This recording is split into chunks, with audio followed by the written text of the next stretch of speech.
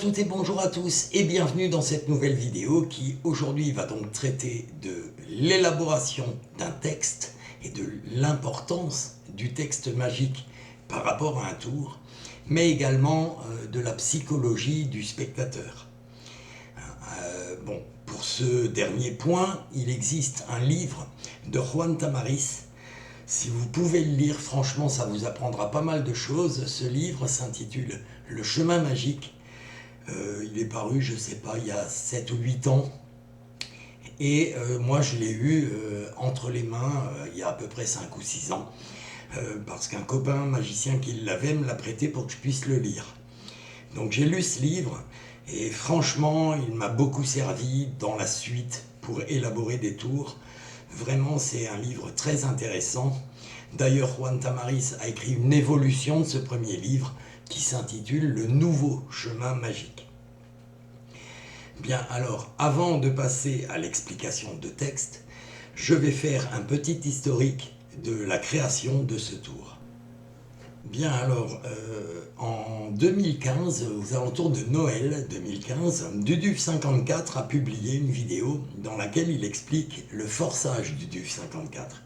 C'est un mouvement qu'il a trouvé et qui est franchement merveilleux, parce qu'il permet notamment ce que vous avez vu dans la démonstration, qui est la deuxième évolution en fait du tour que j'ai trouvé.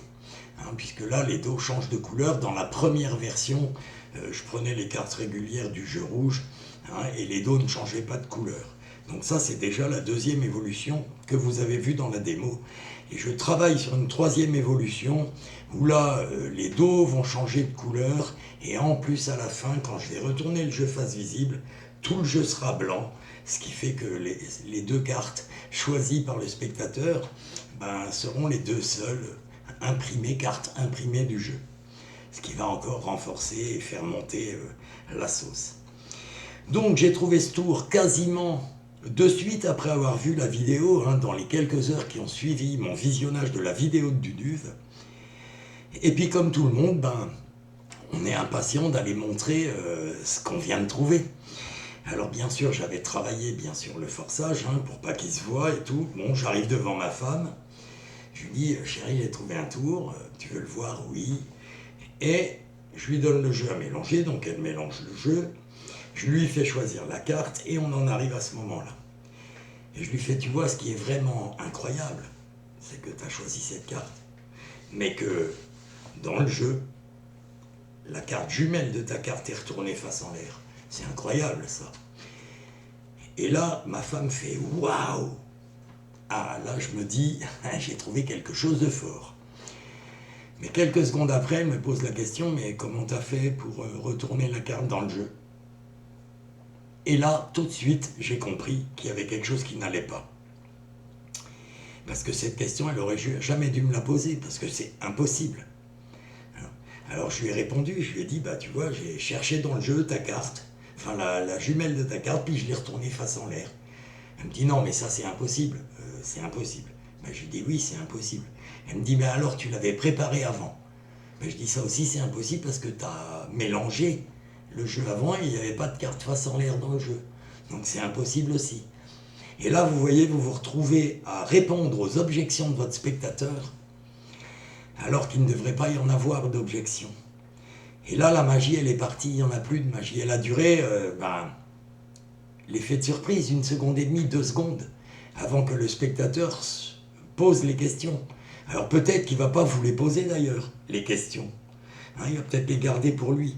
Mais dans sa tête, il n'aura pas assimilé, il n'aura pas compris le tour en lui-même. Et il pensera toujours qu'il y a eu magouille. Et là, il n'y a plus de magie. Alors pourquoi il n'y a plus de magie?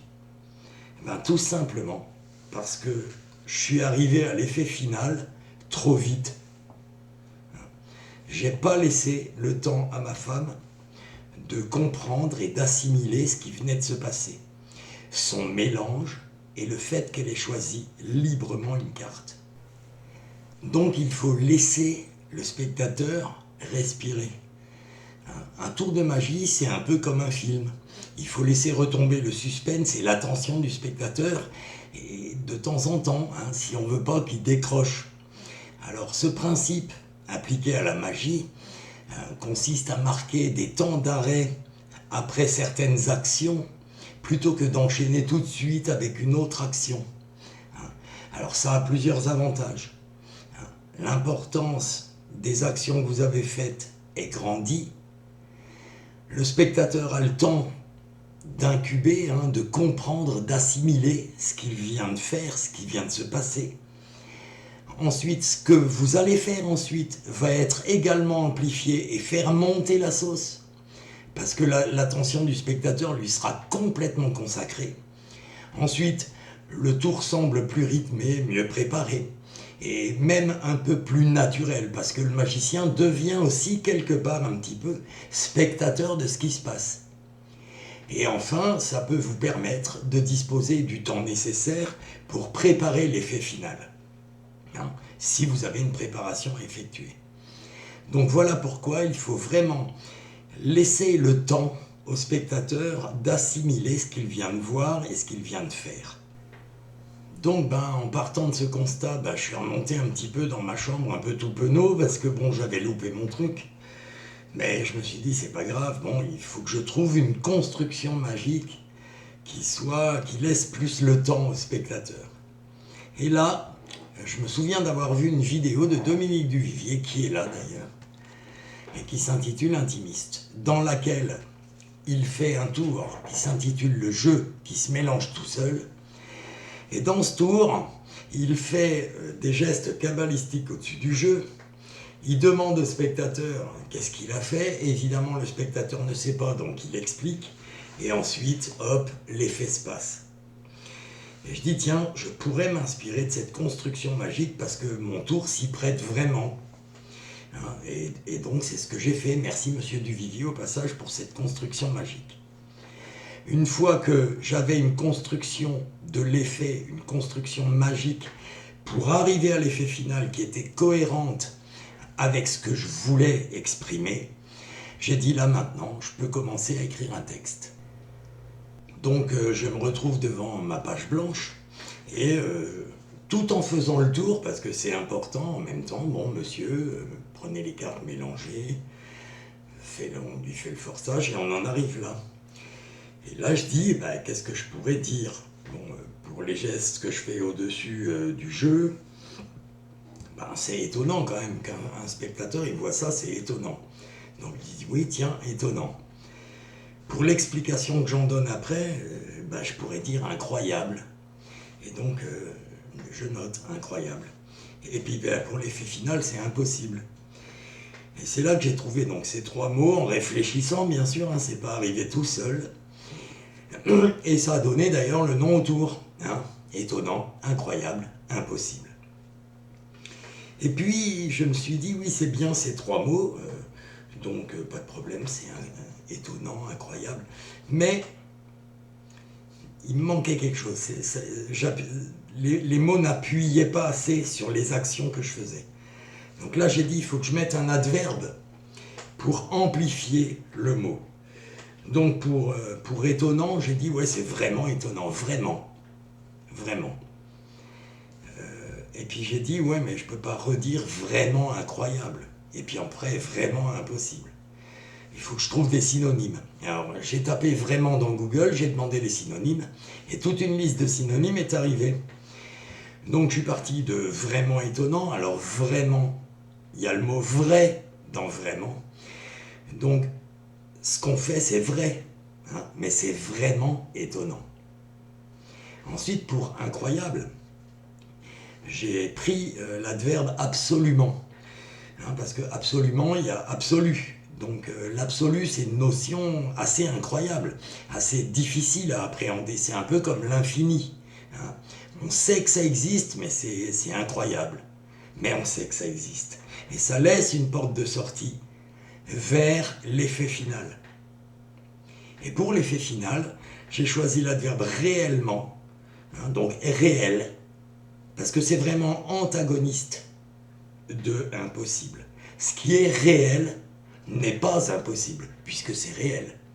Mais ce qui est impossible n'est pas réel. Ça ne peut pas être réel, puisque c'est impossible. Et c'est l'antagonisme de ces mots qui va encore faire monter la sauce vers l'effet final. Bien alors, quoi vous dire en conclusion ? Eh bien que souvent, trop de gens pensent que la magie se résume dans le truc qu'on utilise pour faire le tour. Enfin, dans la manipulation ou le truc utilisé. Pour moi, la magie, c'est pas ça du tout. La magie, c'est l'impact que le tour a sur le public.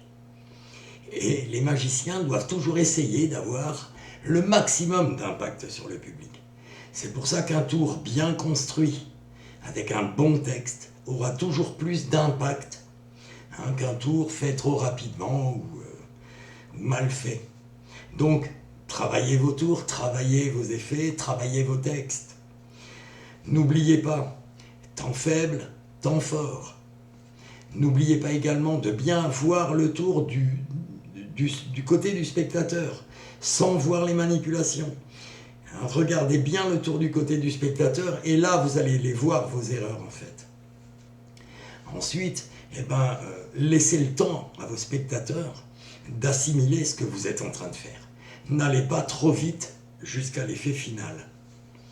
Petite expérience encore que vous pouvez faire, quand vous avez fait un tour à des spectateurs, 2-3 minutes après avoir fait le tour, allez leur demander ce qu'ils ont retenu du tour.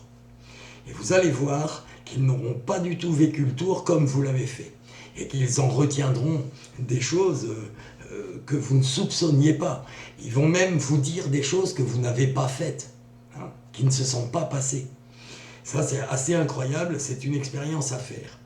Dans le tour qui nous préoccupe, et que je vous ai fait donc en démonstration, ce que retiennent la plupart du temps les spectateurs, en fait, c'est « j'ai mélangé le jeu, on m'a fait choisir une carte, et à la fin, c'est incroyable, mais la carte jumelle de ma carte, elle était retournée face en l'air dans le jeu. » Et en plus, les cartes avaient changé de dos.